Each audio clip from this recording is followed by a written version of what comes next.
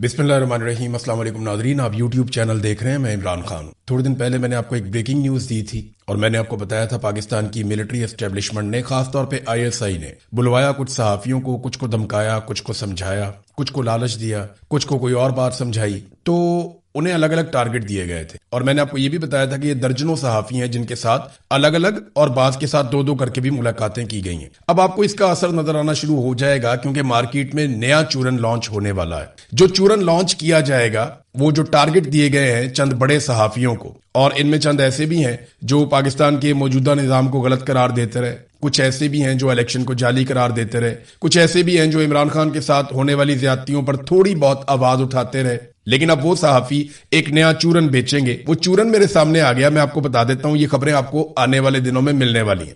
एक तो आपको आने वाले दिनों में बताया जाएगा जी पेट्रोल के नए ज़खायर के ऊपर काम हो रहा है और पाकिस्तान में पेट्रोल निकलने वाला है, क्योंकि मिलिट्री एस्टेब्लिशमेंट ने इन सहाफ़ियों को यह कहा है कि तुम जाओ और जाकर मार्केट के अंदर उम्मीद फैलाओ, लोगों को ये कहो कि पाकिस्तान बिल्कुल ठीक होने वाला है, हालात बिल्कुल बुरे नहीं हैं, बहुत अच्छे दिन आने वाले हैं। ऐसी कोशिश आसिम मुनीर साहब के आने के बाद से लेकर अब चौथी मर्तबा की जा रही है। एक मर्तबा कोशिश की गई इंतखाबात से पहले कि जैसे ही इंतखाबात होंगे तो पाकिस्तान बदलने वाला है। फिर एक दफा कोशिश की गई जब नवाज शरीफ को पाकिस्तान में लाकर रीलॉन्च किया गया, वो कोशिश भी नाकाम हुई। फिर SIFC जब बनाया गया उस वक्त एक कोशिश की गई, जमीन आसमान के कलाबे मिलाए गए। और फिर इंडिया पाकिस्तान की जब लड़ाई हुई तो उसके बाद फिर से एक कोशिश की गई, और अभी हाल ही में एक कोशिश की गई डोनाल्ड ट्रंप ने जब तारीफ की आसिम मुनीर की। तो ये लगभग 4 मरतबा पहले कोशिश हो चुकी है और 5वीं मरतबा दोबारा से आपको बड़े पैमाने पर मार्केट में चूरन बेचने की कोशिश की जाएगी। नंबर 1 जनाब, जो चीजें उनको दी गई हैं सहाफियों को, एक तो पेट्रोल के नए ज़खायर, ये अभी थोड़े दिनों में आप खबरें सुनेंगे। मादनियात जनाब पाकिस्तान में बहुत मिल रही हैं, गेम चेंजर बनने वाली हैं। ये भी आपको बताया जाएगा कि जनाब रेयर अर्थ मिनरल्स पाकिस्तान में मिल गए हैं। हालांकि उनकी हकीकत क्या है, रेयर अर्थ मिनरल क्या होते हैं, वो किस तरह काम करते हैं, कहां काम आते हैं, पाकिस्तान कहां खड़ा है, पूरा एक वीलॉग बना के आपको बता देता हूं। दुनिया में बहुत सारे लोग जानते ही नहीं है कि रेयर अर्थ मिनरल्स क्या है। ये मैं आपको अगले वीलॉग में बताऊंगा। ये बहुत इंपॉर्टेंट है, मैंने इस पे 6-7 दिन काम किया है। ये चीजें एक आधे वीलॉग में आपके सामने में रखूंगा। बैरूनी सरमायाकारी बहुत बड़े पैमाने पर आने जा रही है। ये भी सहाफियों को दावा किया गया कि आप ये वाला मंजन भी बेचें जाकर। गैस के ज़खायर मिल रहे हैं, पाकिस्तान के लिए नए रास्ते खुल रहे हैं। पाकिस्तान यहां से जाएगा चाइना, पाकिस्तान रशिया जाएगा, सेंट्रल एशिया में जाएगा, अफगानिस्तान के रास्ते खुल जाएंगे, ईरान के रास्ते खुल जाएंगे, पाकिस्तान तुर्की और यूरोप तक पहुंच जाएगा और ट्रेनें चल जाएगी। ये सारी चीजें आपको आने वाले दिन में पाकिस्तानी मीडिया के अंदर बताई जाएंगी, और ये पाकिस्तान के ना सिर्फ इलेक्ट्रॉनिक मीडिया पे बताई जाएंगी बल्कि सोशल मीडिया पे भी बताई जाएंगी। कुछ दिफाई मुआहदों का बड़ा ढोल पीटा जाएगा। आपको ये भी बताया जाएगा कि जनाब पाकिस्तान अपने तैयारे और हथियार बेचने जा रहा है। ये कुछ अर्सा पहले भी चूरन बेचा गया, दोबारा इसको रीलॉन्च किया जाएगा। आलमी सतह पे कुछ इदारों से राब्ता किया गया है, कुछ रिपोर्टें भी छपवाई जाएंगी, और ये जून के महीने में और जुलाई के महीने में बहुत शिद्दत से किया जाएगा, ताकि अवाम को यह बताया जाए कि पाकिस्तान तो बहुत ठीक सिमत में जा रहा है, लेकिन हकायक इसके बिल्कुल बरअक्स हैं। हकायक क्या है वो मैं आपको पहले बता देता हूं ताकि हकायक साथ साथ आपके सामने रहे। ये बड़ी वारदात है, ये अंदर की खबर है जो मैं आपको दे रहा हूं, और मैंने आपको इससे पहले बताया था, किसी ने भी उसकी तरदीद नहीं की, बल्कि बहुत सारे और सहाफियों ने बाद में तस्दीक कर दी कि बाकायदा पाकिस्तान के जर्नैलों ने, मिलिट्री एस्टेब्लिशमेंट ने ISI के दफ्तर में बुलाकर पाकिस्तानी सहाफियों को धमकाया और उनको वार्निंग दी है, और कुछ को जो है वो लालच वालच दिया, कुछ को ये कहा कि आप हमारे साथ चलें, मामला ठीक हो जाएंगे, कुछ को ये बताया नहीं हम बहुत अच्छा काम कर रहे हैं। तो अलग अलग तरह के लोगों को अलग अलग तरीके से हैंडल किया गया है। अब जरा आप देखें कि हकीकत क्या है। हकीकत यह है, जो बताया जा रहा है वो तो मैंने आपको बता दिया, और जो आपको चूरन बेचा जाएगा वो भी मैंने आपको बता दिया। हर दफा कौम को जब भी चूरन बेचा जाता है ना, तो पाकिस्तानी कौम को कुछ नहीं मिलता। जो मिलता है पाकिस्तान के जर्नैलों को मिल जाता है, या पाकिस्तान के अंदर बैठे हुए माफियाज को मिल जाता है, जो पाकिस्तान की मिलिट्री एस्टेब्लिशमेंट के साथ हमेशा बनाकर रखते हैं और उनके साथ मिलकर कार्रवाइयां डालते हैं। देखिए इस वक्त एक नया डाटा मिफ्ता इस्माइल साहब ने भी इसको शेयर किया, बाकी लोग भी शेयर कर रहे हैं। इस डाटा के मुताबिक अगर पाकिस्तान में आप गुर्बत की शरह को 8,500 रुपए कमाने वाले शख्स के ऊपर फिक्स कर दें कि जो आदमी 8,500 रुपया महाना कमाता है, मुझे बताएं कि एक घर वालों का गुजारा 8,500 में हो सकता है? आज तो 30,000 में गुजारा नहीं हो रहा। तो 8,500 रुपए से कम आमदन वाले जो पाकिस्तान में हैं वो 30% हैं।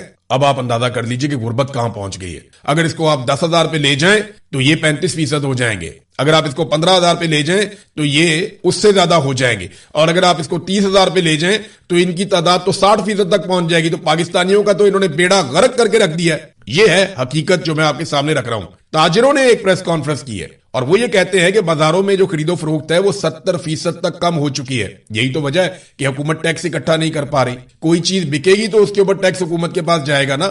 جتنا پیسہ سرکولیٹ کرے گا, چیزیں بکیں گی, خریدی جائیں گی, اتنی دفعہ حکومت کے پاس ٹیکس جائے گا. جب چیزیں بک نہیں رہی, کاروبار ہی نہیں ہو رہا, لوگ خرید و فروخت کر ہی نہیں رہے, ان کی کمر ٹوٹ گئی ہے, تو پھر حکومت کے پاس پیسہ کیسے جائے گا؟ تو پھر حکومت نے پیسہ اینٹنے کے لیے جو طریقہ کار بنایا وہ کبھی پیٹرولیم کے اوپر لیوی لگاتے ہیں, آگے بتاتا ہوں میں آپ کو. بہرحال پہلے آپ جو آل پاکستان انجمن تاجران کے جو صدر ہیں اجمل بلوچ, انہوں نے اسلام آباد میں آ کر تاجر تنظیموں کے رہنماؤں کے ساتھ ایک پریس کانفرنس کی تنگ آ کر, اور انہوں نے کہا کہ 70% کمی آ چکی ہے بازاروں میں خرید و فروخت میں. 70%. 12 کروڑ شہری قوت خرید سے محروم ہو چکے ہیں. یہ صرف ہم نہیں کہہ رہے, یہ IMF کہہ رہا ہے. ہم نے 70 سالہ تاریخ میں کبھی اتنی مشکلات نہیں دیکھی جتنی مشکلات ہم اب دیکھ رہے ہیں. یہ تاجروں نے اصل کہانی آپ کو سنائی, لیکن جو صحافی مل کر آئے ہیں وہ آپ کو کوئی اور واردات ڈالیں گے. آپ کو پہلے سے پتا ہو کہ آپ کو کون سا چورن بیچا جائے گا. میں بات کر رہا تھا لیوی کے اوپر, تو جناب لیوی کی مد میں عوام کی جیبوں سے 4000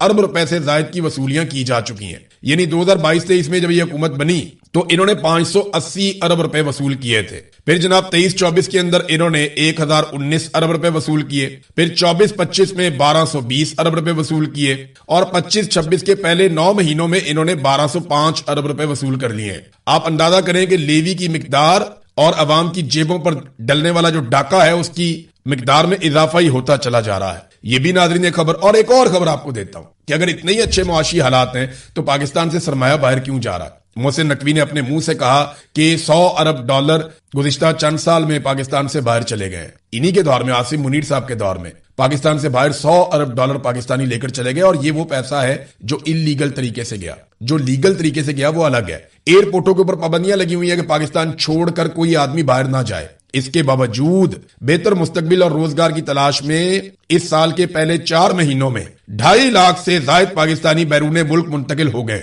اب یہ ایسا نہیں ہے کہ سارے کے سارے مزدوری کرنے چلے گئے. ان میں 1078 ڈاکٹر ہیں, اس میں 2000 انجینئر ہیں, 419 نرسز ہیں, 1650 اکاؤنٹنٹس ہیں, 9500 کوکس ہیں, 1235 الیکٹریشنز ہیں, 818 میکینکس ہیں, 550 کمپیوٹر ماہرین ہیں, اور 1.5 لاکھ مزدور اس میں شامل ہیں. یہ پاکستان کے ساتھ ہو رہا ہے.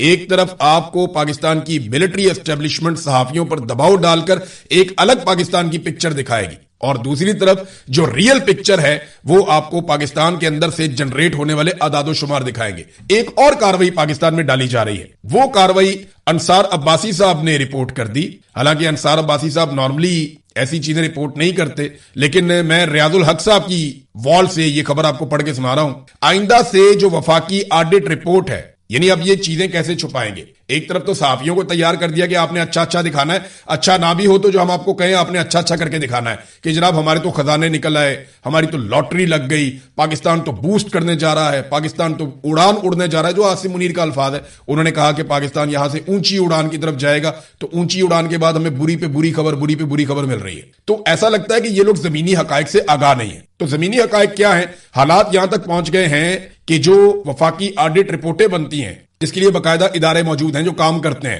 وفاقی آڈٹ رپورٹ میں سے بدعنوانی, بد انتظامی اور فضول اخراجات اور مالی خلاف ورزیوں کے جو مجموعی اعداد و شمار ہے وہ اب شامل نہیں کیے جائیں گے. وہ کہتے ہیں جناب ہم نے اب اعداد و شمار ہی نہیں ڈالنے, جو چیزیں غلط ہو جائیں ان کو بتانا ہی نہیں ہے قوم کو, اور ان کے مجموعی اعداد و شمار ہم اس لیے نہیں بتائیں گے کہ ان کو اکٹھا کر کے یہ بتایا جاتا ہے جناب یہ دیکھیں قوم کا پیسہ ضائع ہو گیا. تو اب اس قسم کی وارداتیں ڈالی جا رہی ہیں. یہ ابھی میں نے آپ کو صرف 4 ایگزامپلز دی ہیں, اور یہ چاروں کا ڈیٹا آج ہی آیا ہے. مہنگائی کا ڈیٹا اس کے علاوہ, اور ان کی عیاشیوں کا ڈیٹا اس کے علاوہ کہ جتنا پیسہ یہ اپنی ذات کے اوپر اور اپنے پھرنے ٹرنے کے اوپر خرچ کر رہے ہیں. تو صرف یہ ٹارگٹ نہیں دیا گیا صحافیوں کو. آپ حیران ہو جائیں گے, کچھ صحافی جو جمہوریت کے لیے آواز اٹھاتے تھے, آزادی اظہار رائے کے لیے آواز اٹھاتے رہے ہیں, آئندہ بھی اٹھاتے رہیں گے, لیکن ان کے اوپر بڑا شدید دباؤ ہے. ان سے کوئی اختلاف نہیں ہے, ان سے کوئی غصہ نہیں ہے, لیکن معاملہ یہ ہے کہ پاکستان کی ملٹری اسٹیبلشمنٹ ان پہ دباؤ ڈال رہی ہے. اب یہ ثابت کرنے کی بھی کوشش کی جائے گی کہ عمران خان ہی ترقی کا دشمن ہے جناب, اور وہ جمہوریت کے خلاف ہے اور غیر جمہوری اور غیر سیاسی آدمی ہے. یہ بھی آپ آنے والے دنوں میں سنیں گے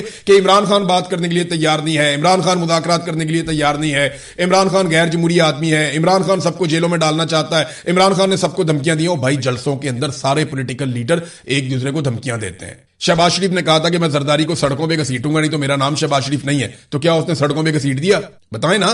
फजलुर रहमान ने इमरान खान को यहूदी एजेंट कहा, तो क्या वो मुंह पे आके कह सकता है? तो इमरान खान साहब ने गो के बहुत सारी ऐसे बातें की जिनसे आपको इख्तलाफ हो सकता है, लेकिन तमाम पॉलिटिकल लीडर ये बातें अवाम के सामने जलसों में करते हैं और इलेक्शन के दिनों में ज्यादा करते हैं, तहरीक के दिनों में ज्यादा करते हैं। लेकिन सिर्फ इमरान खान को पिन पॉइंट किया जाएगा कि जनाब ये आदमी कसूरवार है। हालांकि मैं कुछ फैक्ट्स आपके सामने रखता हूं। इमरान खान इलेक्शन जीता हुआ है और उसका मैंडेट आसिम मुनीर साहब ने छीनकर बाकी पॉलिटिकल पार्टीज को दे दिया है। नंबर 2, कई बार मुज़ाकरात में इमरान खान धोखा खा चुका है। जब इमरान खान साहब की हुकूमत गिराई गई उसके बाद भी उन्होंने मुज़ाकरात किए, उन मुज़ाकरात में धोखा दिया गया। फिर इमरान खान साहब ने दोबारा मुज़ाकरात किए, फिर धोखा दिया गया। फिर इमरान खान साहब को गिरफ्तार किया गया, उन्होंने फिर मुज़ाकरात किए, फिर धोखा दिया गया। फिर जब इमरान खान साहब इलेक्शन जीत गए, उनका मैंडेट छीन लिया गया, दोबारा उन्होंने मुज़ाकरात किए। हत्ता के 26 नवंबर के कत्लेआम के बाद भी इमरान खान साहब ने मुज़ाकरात किए, लेकिन बार बार धोखा दिया गया। हुकूमत ने यहां तक कह दिया कि जनाब हम तो इमरान खान साहब की मुलाकात भी आपकी नहीं करवा सकते, वो इसलिए कि ये तो मिलिट्री एस्टेब्लिशमेंट का काम है। तो इसको समझिए कि इमरान खान बार बार मुज़ाकरात के लिए कहता है और आज की तारीख में भी इमरान खान ने अल्लामा राजा नासिर अब्बास और महमूद खान अचकजई को मुज़ाकरात का मैंडेट दिया हुआ है। तो ये जो आपको चूरन बेचेगा कि इमरान खान मुज़ाकरात के खिलाफ है, ये चूरन आपने नहीं खरीदना। वो सियासतदान है, मुज़ाकरात ही करेगा और उसने कहा है कि मुज़ाकरात करो। फिर पाकिस्तान की मिलिट्री एस्टेब्लिशमेंट की मुदाखलत के खिलाफ और हाइब्रिड निजाम के खिलाफ इस वक्त इमरान खान है। मौजूदा हुकूमत तो कहती है कि वो हाइब्रिड निजाम की हामी है कि फौज सियासत में मुदाखलत करे, लेकिन इस वक्त माजी में इमरान खान क्या थे? माजी में तो सारों का पता है सबको, हमारी अपनी सोच कुछ और थी। लेकिन आज अगर कोई आदमी इस बात पे खड़ा है कि पाकिस्तान की मिलिट्री एस्टेब्लिशमेंट को सियासत से बाहर निकाला जाए, तो वो इमरान खान है और वो हाइब्रिड निजाम का हामी नहीं है। वो कई बार कह चुका है कि मैं बदला लेने पर यकीन नहीं रखता। ये भी इमरान खान ने कैटेगोरिकली और क्लियरली अपनी बहनों के जरिए से, अपनी पार्टी के जरिए से कई मरतबा जेल में से पैगाम भिजवाया है। नाज़रीन, इस वक्त वही इमरान खान जाली मुकदमात का सामना कर रहा है, कैद तन्हाई का सामना कर रहा है, मगर फिर भी इमरान खान ने कहा हुआ है कि मुज़ाकरात करो। तो ये चूरन आपने नहीं लेना, कोई भी आपको बेचे तो। अब 18 साल के वोटर के पीछे पड़ गए। मैं राणा सनाउल्लाह साहब का स्टेटमेंट पहले सुन रहा था, अब मैं स्टेटमेंट सुन रहा था कमरुज़्मान कायरा साहब का कि जिस बच्चे को घर के मशवरे में आप शामिल नहीं करते। कायरा साहब, हमारे यहाँ तो ऐसा नहीं होता, हम तो बच्चों को कॉन्फिडेंस देते हैं, उनको साथ बिठाते हैं। जैसे ही बच्चा बालिग होता है 15-16 साल का, उसको साथ बिठाते हैं, मुशावरत के अमल के अंदर उसको शामिल करते हैं ताकि वो समझे चीजों को और वो बेहतर फैसले करने के काबिल हो जाए। और बच्चे बहुत समझदार हैं, सिर्फ उनके मिजाज के अंदर तेजी होती है। नौजवान जब वो होते हैं तो सिर्फ मिजाज के अंदर तेजी होती है और तो कोई बात नहीं होती। कायरा साहब, अपने बच्चों की तरफ देखें आप। फौज के अंदर जो बच्चा भर्ती होता है वो इसी उम्र में भर्ती होता है। यानी बिलावल जब पार्टी का चेयरमैन उसको बनाया गया तो वो 19 साल का था और आप कहते हैं कि 18-19 साल के बच्चे को समझ नहीं होती। तो फिर बिलावल की चेयरमैनी में आप सबको इस्तीफा दे देना चाहिए था।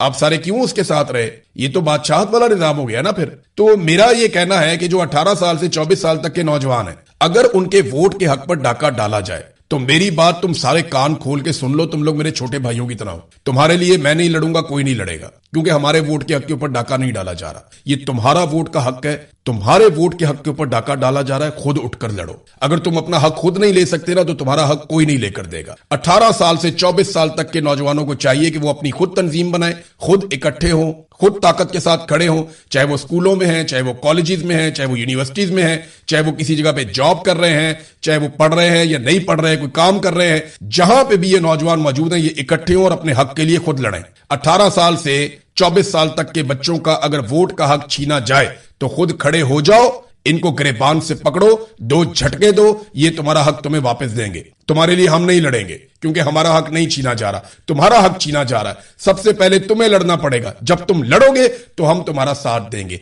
क्योंकि ये तुम्हारी लड़ाई है, तुमसे तुम्हारा हक छीना जा रहा है। ऐसा नहीं हो सकता कि हम तुम्हारी लड़ाई लड़े और तुम बैठकर तमाशा देखो। नहीं, आपको अपनी लड़ाई खुद लड़नी पड़ेगी। मेरे छोटे बहन भाइयों की तरह हो आप सारे लोग। अगर आपसे आपका यह हक छीना जाए तो डट कर खड़े हो जाना। इनकी औकात नहीं है कि तुमसे 2 दिन भी लड़ सकें। डट कर खड़े हो जाना, मेरी बात याद रखना। और जमहूरी अंदाज में खड़े होने की मैं बात कर रहा हूं। पकड़ो इनको गिरबान से, जाकर इनसे अपना हक ले लो अगर ये आपका हक छीने तो। अब नाज़रीन, कुछ इंटरनेशनल खबरें हैं, उनकी तरफ चलते हैं। नंबर 1 तो ये तेहरान में आसिम मुनीर साहब की मुलाकातें हुई हैं। एक तो वो सदर से मिले, ईरान के वजीर खारजा से मिले, बाकर कालीबाब से भी उनकी मुलाकात हुई। तो बर्फ पिघलाने की पूरी कोशिश की जा रही है। आसिम मुनीर साहब ने अमेरिका का पैगाम पहुंचाया, क्योंकि अमेरिका आसिम मुनीर साहब पे बहुत भरोसा करता है और वो ये समझते हैं कि ये एक अमरीकी नुमाइंदा है جو ایران کے ساتھ ہمارے لیے بات چیت کر سکتا ہے. ایران کو اس بات کا کانفیڈنس ہے کہ پاکستان ہمارے ساتھ ہے، برادر اسلامی ملک ہے، تو وہ ہمارا بھی لحاظ کریں گے. تو یہ اچھی بات ہے کہ ایک رستہ کھلا ہوا ہے. بہرحال پاکستان کوشش کر رہا ہے امن کے لیے، اور اس کے امکانات کتنے ہیں یہ ہمیں اگلے 24-48 گھنٹوں میں آئیڈیا ہو جائے گا. کیونکہ ٹرمپ کے ایک مشیر ہیں اور وائٹ ہاؤس کے ڈپٹی چیف آف سٹاف ہیں ڈین سکاوینیو، انہوں نے B-2 بمبر کی ایک ویڈیو لگائی ہے. اچھا، یہ تو لگاتے رہتے ہیں لوگ، تو اس میں عجیب کیا ہے؟ عجیب یہ ہے کہ اسی شخص نے، جو ڈونلڈ ٹرمپ کا مشیر بھی ہے، وائٹ ہاؤس کا ڈپٹی چیف آف سٹاف بھی ہے، اس نے آخری مرتبہ جب یہ ویڈیو لگائی تھی تو اس کے فوراً بعد، ایک دن کے بعد، اسرائیل نے اور امریکہ نے ایران پہ اٹیک کر دیا تھا. ایگزیکٹلی وہی ویڈیو اس شخص نے دوبارہ سے لگائی ہے. اور میں نے آپ کو پہلے بتایا کہ امریکہ میں بہت سارے لوگوں نے اپنی چھٹیاں اور تقریبات اور اپنی مصروفیات منسوخ کی ہیں اس ڈر سے کہ بہت جلد امریکہ کو حملے کا ایک اور راؤنڈ کرنا پڑ سکتا ہے. پاکستان کے ساتھ ساتھ قطر بھی کوشش کر رہا ہے، عمان بھی کوشش کر رہا ہے. ان دونوں ممالک کے وزرائے خارجہ بھی رابطے میں ہیں عباس عراقچی سے، اور یہ سب کوشش کر رہے ہیں کہ کچھ نہ کچھ کر کے بیچ کا رستہ نکل آئے. ایران اگر ڈونلڈ ٹرمپ کو کچھ فیس سیونگ دے دیتا ہے اور اس میں ایران کا کچھ بڑا نہیں جاتا، اور بدلے میں ڈونلڈ ٹرمپ ایران کو کچھ فائدے دے دیتے ہیں، تو پوری دنیا کے لیے، خاص طور پہ خطے کے لیے، یہ ایک اچھی خبر ہوگی. لیکن اگر یہ نہیں کر پاتے اور کسی نتیجے پر نہیں پہنچتے، دوبارہ جنگ میں جاتے ہیں، تو پھر اس جنگ کے بعد جو اب جنگ دوبارہ ہوگی، میری بات آپ لکھ کر رکھ لیں، پھر اس کے بعد دنیا اس طرح کی نہیں ہوگی جو اس سے پہلے تھی. بہت ساری چیزیں بدل جائیں گی. جیسا کہ پچھلے یہ جو 6 ہفتے کی ایک جنگ لگی ہے، اس نے بہت کچھ بدل دیا. امریکہ کی مت بدل کے رکھ دی ہے. ڈونلڈ ٹرمپ نے کہا کہ میں نے پریزیڈنٹ شی کو جب یہ کہا کہ امریکہ کی فوجی طاقت بے مثال ہے اور وہ دنیا میں سب سے بہتر ہے، تو انہوں نے ڈونلڈ ٹرمپ سے اتفاق نہیں کیا اس بات. یہ ڈونلڈ ٹرمپ نے خود یہ بات بتائی ہے. ادھر آبنائے ہرمز کو کافی حد تک نارملائز کر دیا ایران نے. 24 گھنٹوں میں ایران کے بقول 25 بحری جہاز وہاں سے گزرے، اور یہ سارے بحری جہاز نئے قواعد و ضوابط کے تحت وہاں سے گزرے، تو وہ بھی چیزوں کو نارملائز کر رہے ہیں. اسرائیل کی فرسٹریشن بڑھ رہی ہے. وجہ یہ ہے کہ اسرائیل کو لڑائی چاہیے اور وہ مکمل تباہی یا کنٹرول چاہتے ہیں ایران پہ، کیونکہ انہیں یہ پتا ہے کہ ایران ہی وہ واحد ملک ہے جو مستقبل میں اسرائیل کی جو ایکسپینشن کا ایک پروگرام ہے، یا وہ چاہتے ہیں کہ اپنے ملک کو توسیع دیں، اپنی سرحدوں کو باہر دور تک لے کر جائیں، تو وہ اس کو روکنے کے راستے میں بڑی رکاوٹ فی الحال اس وقت تو ایران ہے. تو وہ نہیں چاہتے کہ ایران اسی صورت میں بچ جائے کسی ڈیل کے نتیجے میں، تو انہیں تو لڑائی چاہیے. تو ان کی فرسٹریشن بڑھ رہی ہے، اور وہ کیا کرتی ہے آنے والے دنوں میں اس پہ ہم نظر رکھیں گے. پاکستان میں تھوڑا سا واپس آپ کو لے کر جاتا ہوں. 2-4 خبریں ہیں. ایک تو یہ ہے کہ ہری پور میں احتجاج کرنے والے خواجہ سراؤں پر پولیس نے تشدد کیا. حکومت نے پابندی لگا دی ان کے ناچنے پہ. نہ ان کے پاس کوئی نوکریاں ہیں، نہ ان کے پاس کوئی بنیادی حقوق ہیں. خواجہ سرا کا ہر کوئی مذاق اڑاتا ہے، انہیں پریشان کرتے ہیں. وہ کدھر جائیں؟ وہ بیچارے رقص کرتے ہیں، اپنا ایک ان کا کلچر ہے وہ دکھا کے، وہ جو ان سے ہوتا ہے وہ 4 پیسے کما لیتے ہیں. لیکن ان کے اوپر پابندیاں لگائی، وہ احتجاج کر رہے تھے، پولیس نے ان کو بہت مارا، بڑی زیادتی کی. اب یہ بروٹیلٹی جو ہے یہ بہت نامناسب ہے. خیبر پختونخوا حکومت جو ہے اسے اس سارے معاملے کے اوپر نہ صرف ایکشن لینا چاہیے، بلکہ جن لوگوں نے تشدد کیا ان کو عبرت کا نشان بنانا چاہیے. اور اگر وہ یہ نہیں کرتے تو پھر خیبر پختونخوا کی حکومت بھی اس جرم میں برابر کی شریک ہے. یہ معصوم لوگ ہیں، آپ ان کو کیوں مارتے ہیں؟ ان کے ساتھ کیوں زیادتی کرتے ہیں؟ نہیں کرنی چاہیے. خواجہ آصف نے ایک سٹیٹمنٹ دیا، میں جاتے جاتے آپ کو بتا دوں تاکہ جو یو اے ای سے ڈیپورٹ ہونے والے پاکستانی ہیں انہیں پتہ چل جائے کہ وہ کیوں ڈیپورٹ ہو رہے ہیں. تو خواجہ آصف نے کہا کہ یو اے ای میں جتنے بھی پاکستانی ہیں وہ سارے کوئی امام مسجد نہیں ہیں. ان میں وہ کہہ رہے ہیں جن لوگوں کو نکالا ہے ان میں جرائم پیشہ بھی ہیں اور بھکاری ٹائپ کے لوگ بھی ہیں. تو سارے امام مسجد تو نہیں ہے، اور یہ یو اے ای کا حق ہے کہ وہ ان پاکستانیوں کو یو اے ای سے نکالے. یہ خواجہ آصف جو پاکستان کے وزیر دفاع ہیں ان کا سٹیٹمنٹ ہے نیشنل ٹی وی کے اوپر. اب تک کے لیے اتنا ہی. اپنا خیال رکھیے گا.